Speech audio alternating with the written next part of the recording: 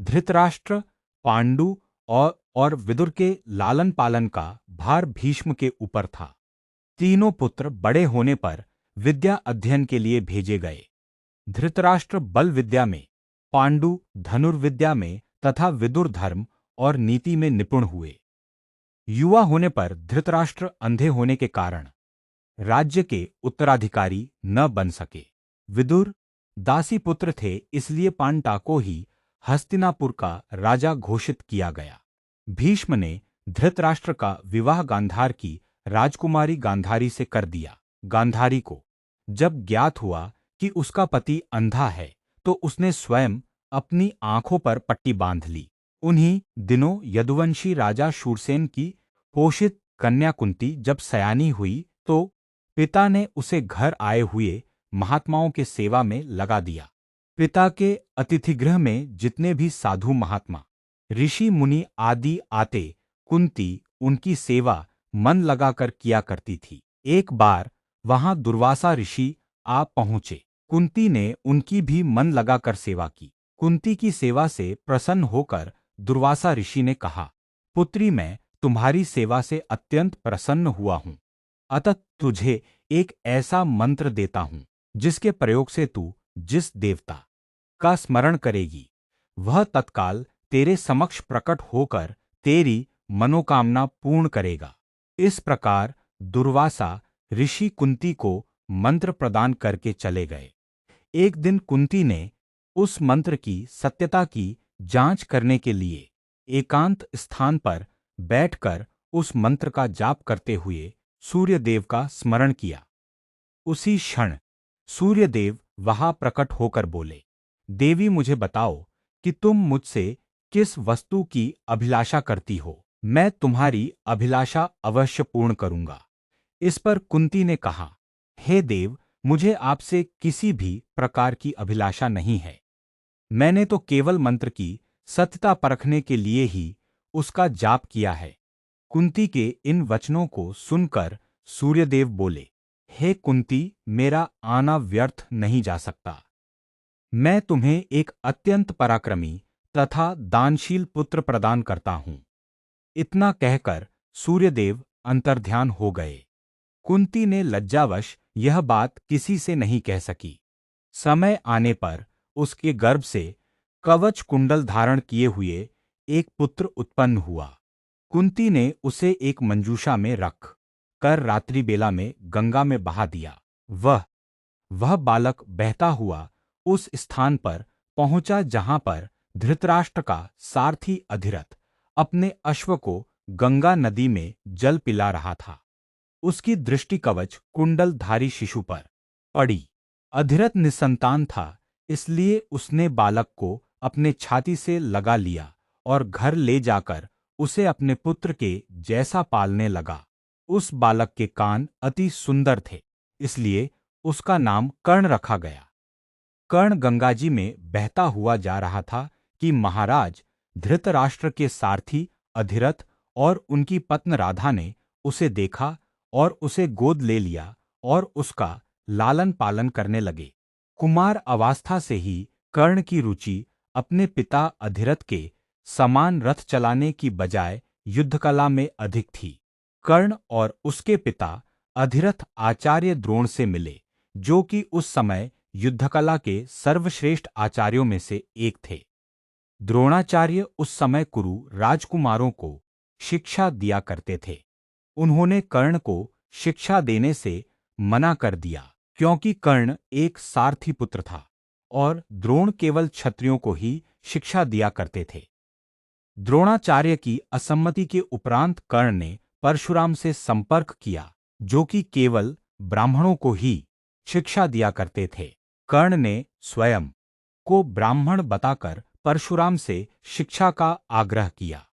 परशुराम ने कर्ण का आग्रह स्वीकार किया और कर्ण को अपने समान ही युद्धकला और धनुर्विद्या में निष्णात किया। कर्ण को उसके गुरु परशुराम और पृथ्वी माता से श्राप मिला था। कर्ण की शिक्षा अपने अंतिम चरण पर थी। एक दोपहर की बात है। गुरु परशुराम कर्ण की जंघा पर सिर रखकर विश्राम कर रहे थे। कुछ देर बाद कहीं से एक बिच्छू आया और उसकी दूसरी जंघा पर काट कर घाव बनाने लगा। गुरु का विश्राम भंग ना हो इसलिए कर्ण बिच्छू को दूर न हटाकर उसके डंक को सहता रहा। कुछ देर में गुरुजी की निद्रा टूटी और उन्होंने देखा कि कर्ण की जांघ से बहुत रक्त बह रहा है। उन्होंने कहा कि केवल किसी क्षत्रिय में ही इतनी सहनशीलता हो सकती है कि वह बिच्छू डंक को सह ले, ना कि किसी ब्राह्मण में। और परशुरामजी ने उसे मिथ्या भाषण के कारण श्राप दिया कि जब भी कर्ण को उनकी दी हुई शिक्षा की सर्वाधिक आवश्यकता होगी, उस दिन वह उसके काम नहीं आएगी। कर्ण, जो कि स्वयं ये नहीं जानता था कि वह किस वंश से है, ने अपने गुरु से क्षमा मांगी और कहा कि उसके स्थान पर यदि कोई और शिष्य भी होता तो वो भी यही करता। यद्यपि कर्ण को क्रोधवश श्राप देने पर उन्हें ग्लानि हुई, पर वे अपना श्राप वापस नहीं ले सकते थे।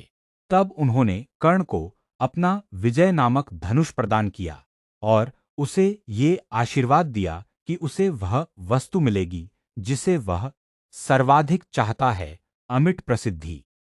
कुछ लोक कथाओं में माना जाता है कि बिच्छू के रूप में स्वयं इंद्र थे, जो उसकी वास्तविक क्षत्रिय पहचान को उजागर करना चाहते थे।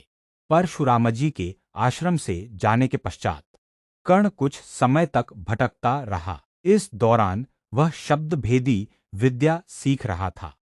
अभ्यास के दौरान उसने एक गाय के बछड़े को कोई वनीय पशु समझ लिया और उस पर शब्दभेदी बाण चला दिया और बछड़ा मारा गया। तब उस गाय के स्वामी ब्राह्मण ने कर्ण को श्राप दिया कि जिस प्रकार उसने एक असहाय पशु को मारा है, वैसे ही एक दिन वह भी मारा जाएगा, जब वह सबसे अधिक असहाय होगा और जब उसका सारा ध्यान अपने शत्रु से कहीं अलग किसी और काम पर होगा। इस प्रकार कर्ण परशुराम का एक अत्यंत परिश्रमी और निपुण शिष्य बना। कर्ण दुर्योधन के आश्रय में रहता था। गुरु द्रोणाचार्य ने अपने शिष्यों की शिक्षा पूरी होने पर हस्तिनापुर में एक रंगभूमि का आयोजन करवाया। रंगभूमि में अर्जुन विशेष धनुर्विद्या युक्त शिष्य प्रमाणित हुआ। तभी कर्ण रंगभूमि में आया और अर्जुन द्वारा किए गए करतबों को पार करके उसे द्वंद्वयुद्ध के लिए ललकारा। कब कृपाचार्य ने कर्ण के द्वंद्वयुद्ध को अस्वीकृत कर दिया और उससे उसके वंश और साम्राज्य विषय में पूछा, क्योंकि द्वंद्व युद्ध के नियमों के अनुसार केवल एक राजकुमार ही अर्जुन को, जो हस्तिनापुर का राजकुमार था, द्वंद्व युद्ध के लिए ललकार सकता था। तब कौरवों में सबसे ज्येष्ठ दुर्योधन ने कर्ण को अंगराज घोषित किया, जिससे वह अर्जुन से द्वंद्व युद्ध के योग्य हो जाए। जब कर्ण ने दुर्योधन से पूछा कि वह उससे इसके बदले में क्या चाहता है, तब दुर्योधन ने कहा कि वह केवल ये चाहता है कि कर्ण उसका मित्र बन जाए। इस घटना के बाद महाभारत के कुछ मुख्य संबंध स्थापित हुए, जैसे दुर्योधन और कर्ण के बीच सुदृढ़ संबंध बने। कर्ण और अर्जुन के बीच तीव्र प्रतिद्वंद्विता और पांडवों तथा कर्ण के बीच वैमनस्य। कर्ण दुर्योधन का एक निष्ठावान और सच्चा मित्र था। यद्यपि वह बाद में दुर्योधन को खुश करने के लिए द्यूत क्रीड़ा में भागीदारी करता है, लेकिन वह आरंभ से ही इसके विरुद्ध था।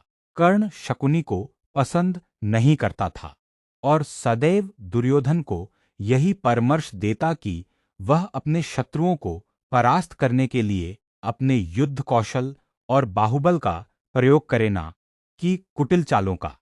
जब लाक्षागृह में पांडवों को मारने का प्रयास विफल हो जाता है, तब कर्ण दुर्योधन को उसकी कायरता के लिए डांटता है और कहता है कि कायरों की सभी चालें विफल ही होती हैं, और उसे समझाता है कि उसे एक योद्धा के समान कार्य करना चाहिए और उसे जो कुछ भी प्राप्त करना है, उसे अपनी वीरता द्वारा प्राप्त करे। चित्रांगद की राजकुमारी से विवाह करने में भी कर्ण ने दुर्योधन की सहायता की थी। अपने स्वयंवर में उसने दुर्योधन को अस्वीकार कर दिया और तब दुर्योधन उसे बलपूर्वक उठा कर ले गया। तब वहां उपस्थित अन्य राजाओं ने उसका पीछा किया, लेकिन कर्ण ने अकेले ही उन सबको परास्त कर दिया। परास्त राजाओं में जरासंध, शिशुपाल, दंतवक्र, साल्व और रुक्मी इत्यादि थे। कर्ण की प्रशंसा स्वरूप जरसंध ने कर्ण को मगध का एक भाग दे दिया। भीम ने बाद में श्री कृष्ण की सहायता से जरासंध को परास्त किया, लेकिन उससे बहुत पहले कर्ण ने उसे अकेले परास्त किया था। कर्ण ही ने जरासंध की इस दुर्बलता को उजागर किया था कि उसकी मृत्यु केवल उसके धड़ को पैरों से चीरकर दो टुकड़ों में बांटकर हो सकती है।